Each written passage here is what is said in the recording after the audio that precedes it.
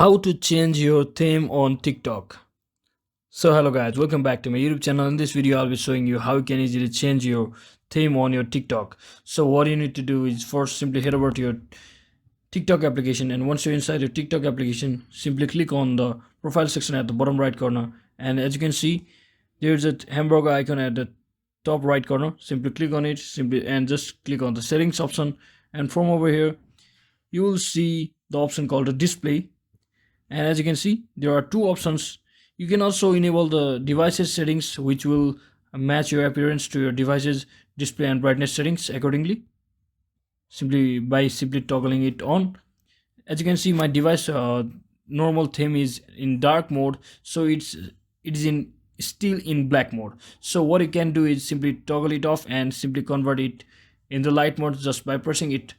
And that is it guys, that's exactly how you can easily convert your TikTok account from black to white.